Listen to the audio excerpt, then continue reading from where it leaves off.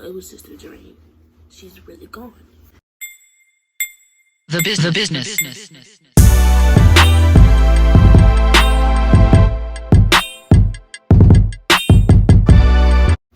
So, hey y'all, it's your girl Leah Dejara, and today I'm gonna be talking about how my mom passed away and the experience. So I just wanted to make this for the teens and kids out there, even adults that lost their moms too or their dad, because I'm only 15 years old and she passed away when I was 13, 3 years ago. So I just wanted to make it because of that. So let's get started. It was on a Friday back in 2017. It was in October, the beginning of October. And my grandpa, I can't remember if I took the bus home that day or if he came to pick me up from school. But all I know is I was at my grandparents' house. And my mom usually comes to get me at 5:30. And she gets off work at 5. So I text her and I'm like, where are you? Why aren't you here yet? And she said, I'm at the hospital. And I was like, I can't remember exactly what I said. I think I was like, cause I had a parade the next day to do that. The next day was a Saturday, and I was doing the parade. So I was like, can you come home like today? Can you come home soon because I'm ready to go and I want you to come see me in the parade tomorrow? She was like, yeah, I'm leaving soon. And be mindful, she was hurting badly, but she probably didn't want me to know because she didn't want me to worry and stuff. So the next day was a Saturday, and we were getting ready for the parade. It had to be at the studio at 5 a.m. and the parade started at 8 o'clock. So my mom took me there at 5, and we went to Bojangles that morning. And she didn't feel like eating, and I could tell she was hurting. She didn't want to eat her food. So she gave me the rest of her fries and her chicken that she didn't eat. I ate too, but I ate that too. I was hungry. But she didn't end up coming to the parade because she felt bad. It was only my aunt and my grandpa that had went. And we usually go together every year, but that was my first year being in a parade. So when I came home from the parade that day, we were supposed to go to my mom's friend's cookout. I don't know if y'all know her, but her name is Entice. She was a famous rapper. She was a rapper back in the 90s, like that, yeah. But we were supposed to go to her cookout. We go every year, and we didn't go that year because my mom felt that bad. I'm like, dang, you hurt that bad? I didn't know how bad she was feeling, but it was obviously that bad. We literally lay in the bed all that whole day. And then Saturday night came, and my mom wanted to hang out with her friend at our apartment. So I went to go stay at my grandparents' house that Saturday night. I came back home Sunday, and we basically chilled that whole morning until around the afternoon came. And she was like, I'm leaving in like 20 minutes. I'm going to the hospital. I'm like, why are you going to the hospital? You just came back 2 days ago. She said she was feeling bad. And she did look bad. Her hair wasn't done. She threw some clothes on. And I didn't even think because my grandma's always in the hospital, and you know, she comes home like 2 days later. So my aunts came to get her, and I helped her down the steps, because our apartment was on the 2nd floor. So I helped her down the steps to the car, because she had trouble walking, her vision, everything was messed up. And we got to the car, and I told her bye. And I don't remember what else I said. I could have said bye, see you tomorrow, see you later. I don't remember. I just remember saying bye. And I think I gave her a hug, I don't know. And that was my last time talking to her. I felt something in me, deep down in me, say, what is this? What if this is gonna be my last time I see her? I felt something down in me tell me that it was gonna be my last time seeing her, but I ignored it. I didn't want to think like that. And it was my last time talking to her. But I didn't know. Of course I didn't know. I didn't know at that time. I thought she was just gonna go to the hospital and be in there for like 2 or 3 days and come back home. If I had known, I would have said more stuff to her. Like, I would have said, I love you, stuff like that, if I had known. And I do feel guilty sometimes, because I feel like I should have been in the hospital with her, because I'm her only child, and I wasn't there with her. It was that whole Sunday afternoon. My 2 aunts and my grandparents were at the hospital, and I wasn't there. Her only child was not there with her, and I feel so guilty. Like,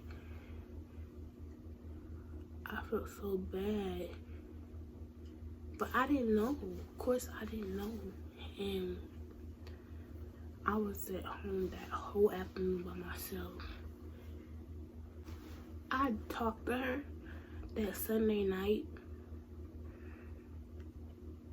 and I feel so bad.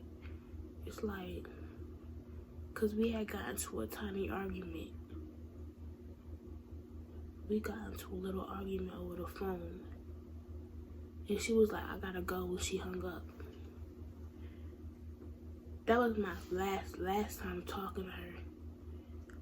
Like, talking to her. My last time talking to her and seeing her was when we was at the car.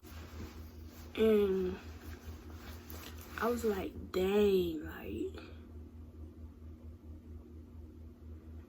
I felt that way after she died on that Wednesday come after, because I was like, I'm gonna have to live with this my whole life. That my last conversation ever with my mother was an argument. And I was like, wow. You know, we may see each other again in heaven, but it won't be the same, because, you know, I won't be able to feel her warm hugs or nothing like that. And it was hard, but I had to get over it. But back to what I was saying.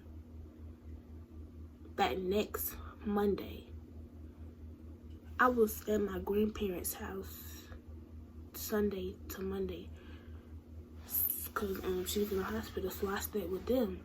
And my grandfather took me to school that day.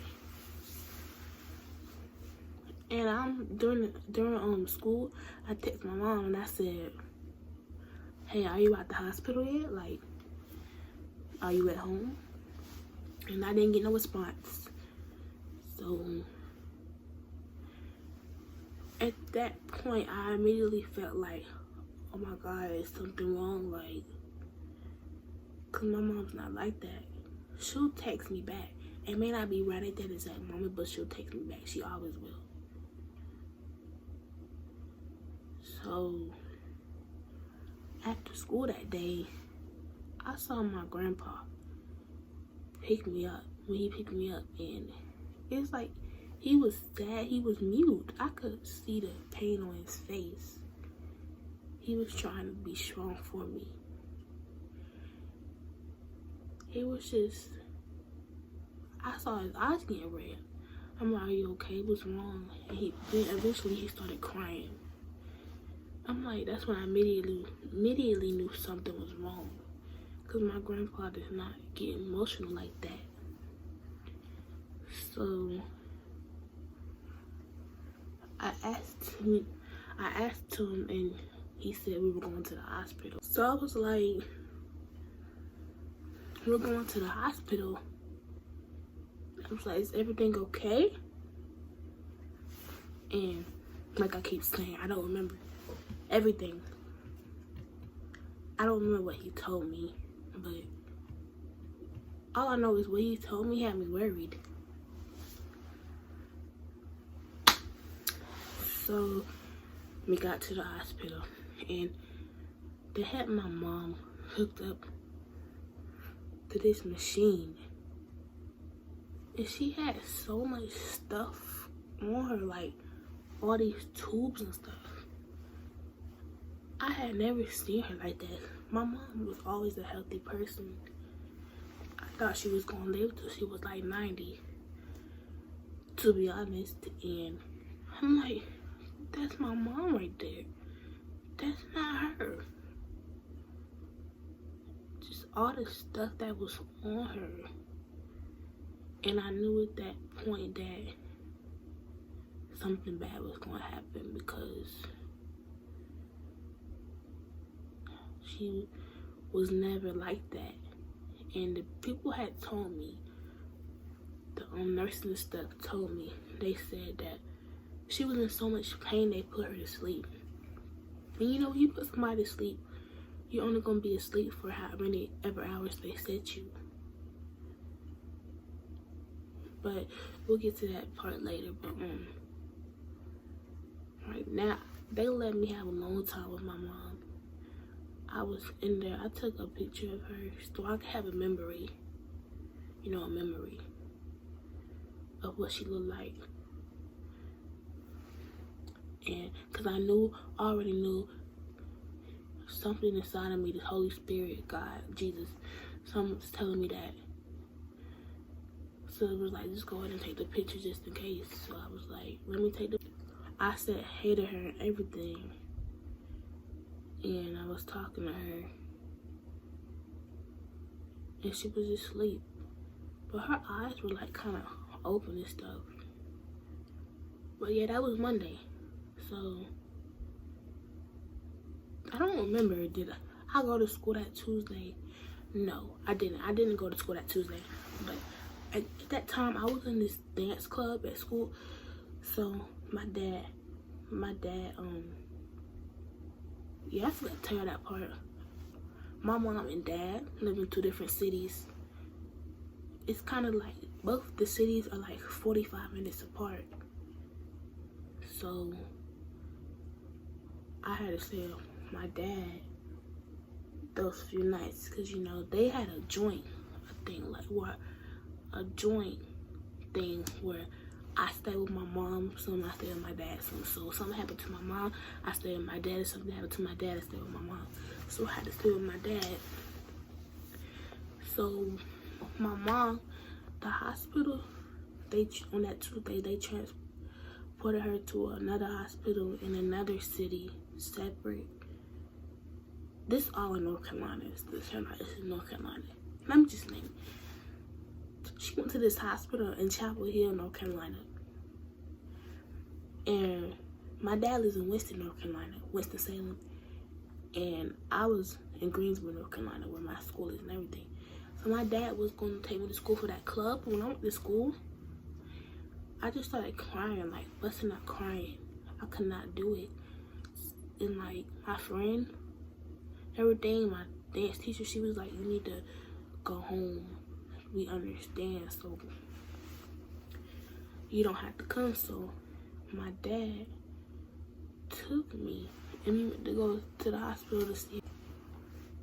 When we got to the hospital, it was a lot of my mom's friends were there, and my family too. And I saw her. She had all those tubes on her, but this time she was puffy. I'm like, what is wrong with her? And she had like fluids all on her body, making her look bigger. And I'm like, what happened? Like, why is she not awake yet? I just kept praying to God, like, can you wake my mom up so I can say something to her? And I don't know who I heard it from, but I found out while they had put her to sleep, she ended up going into a coma. And the doctors, they were telling my aunts and other family that she wasn't gonna make it. And I kept asking them these questions. And basically, you know, I'm the child. I was only 13 at the time. So they didn't want to just break it to me like, oh, your mom, she's dying. They didn't want to say that to me. I'm only a kid. So they was like saying stuff like, oh, your mom's asleep right now. They was saying stuff like that. She's asleep right now. Instead of telling me she was in a coma, they were saying she's asleep right now. But I have found out she was in a coma for somebody else, but not from the doctors. They were saying stuff like that, and I just saw my aunt bust out crying all of a sudden. She just busted out crying. I'm like, what's wrong now? And the doctors told her my mom wasn't gonna make it till the next morning, which was Wednesday morning. And you know, I was trying so hard not to cry, but I just busted out crying. I'm not the type of person to show my feelings. I'm like, I guess because I'm a Cancer, I don't know. Like, no, that's probably not. I just like, because I feel like, I don't know, I just don't like crying in front of people, expressing my feelings. I was always like that. And so basically, she said that the doctor said, of course, my mom was not going to make it till the next morning. And you know, I texted my dance teacher. I was like, I'm sorry, I'm not at practice, blah, blah, blah. But they said she wasn't going to make it, stuff. And I was like, please, I hope she doesn't get mad that I'm missing practice. And my friend was like, she's not going to get mad. This is your mom. I was like, true that. I was more of a softer person back then, so. My dad took me home. We went back home to Winston, like an hour away. And Wednesday morning came. Be mindful. We got home at like 11 p.m. on Tuesday. Wednesday morning came at like 7 a.m. I don't know what happened with me, but I went in the bathroom and I busted out crying, praying to God. I was like, don't take my mom, don't take her. And I didn't know why. I had just woken up and busted out crying, like.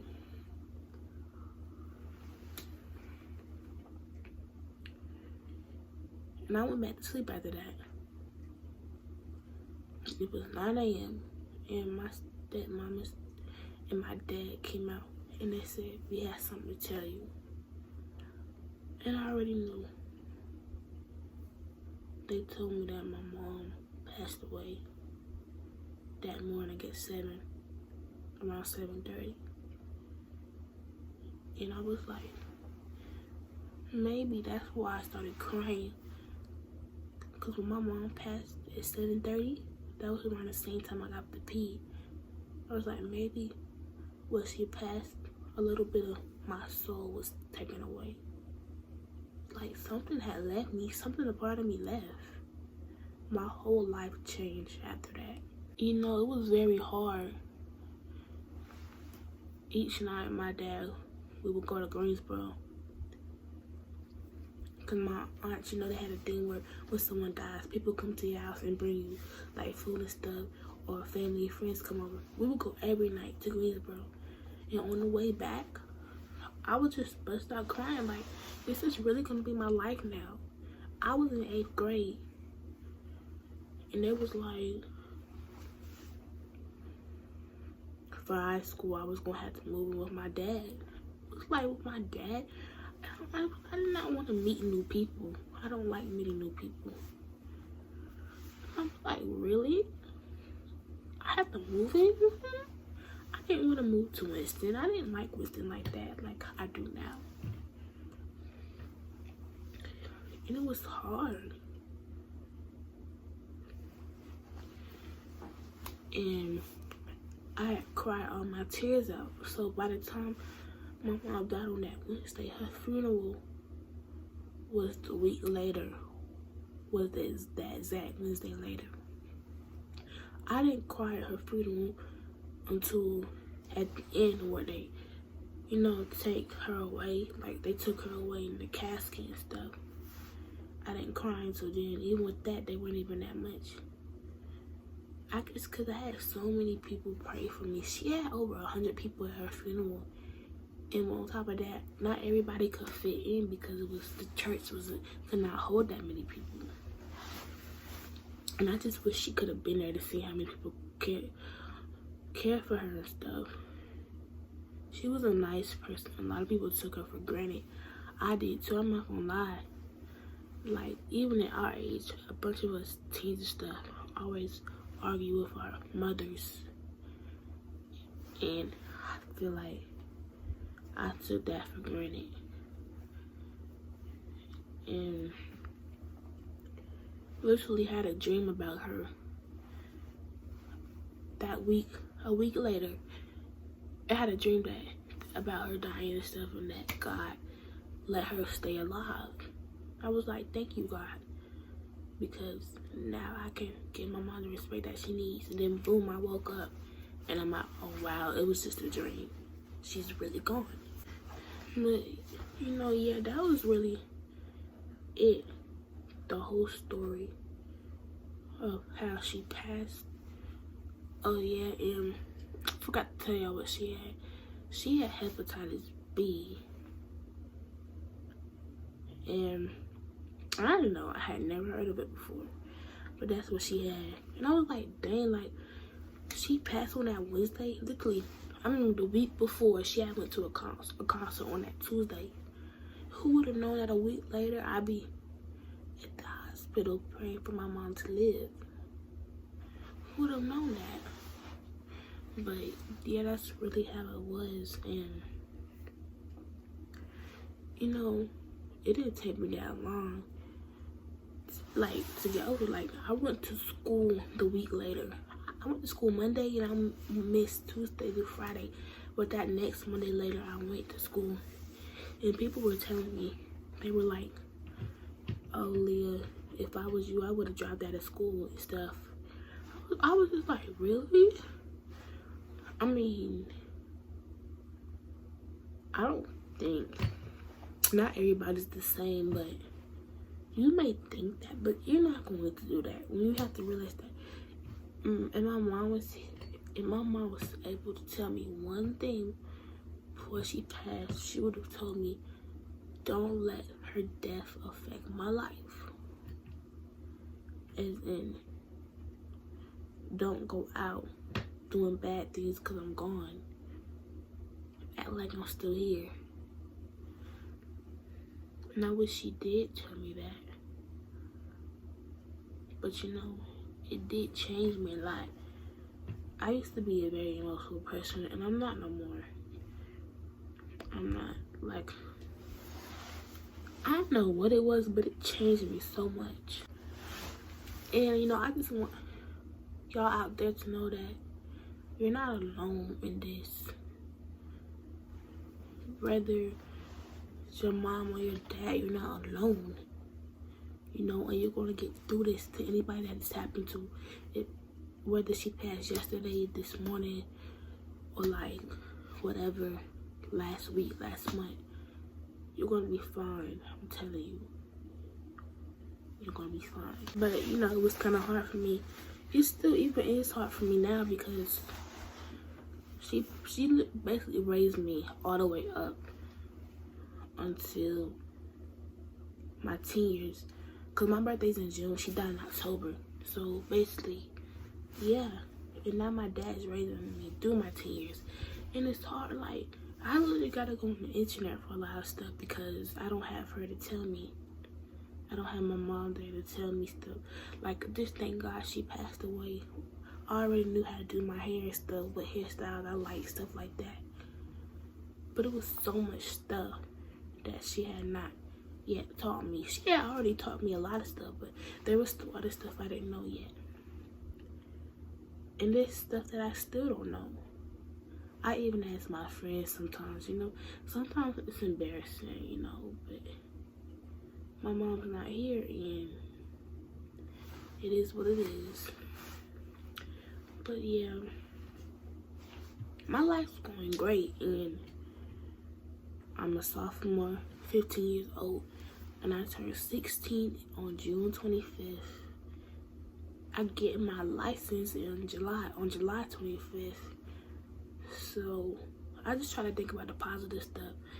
Think about the stuff that I have now that I wouldn't have if she was still here. I wouldn't have met all the friends that I have because I would have never moved to this city that I'm in. Winston-Salem, I would have still been in Greensburg. I just try to think of it that way. But yeah, that was the story of how my mom passed. So if you liked it, just give me a thumbs up or a comment or something, a subscribe or something. Just give me something. Show your support. And I thank you. I think I have 59 subscribers right now. Just want to thank y'all and try to get to 100 subscribers. But yeah, thank you for watching my video, and I'm gonna have more to come. Bye.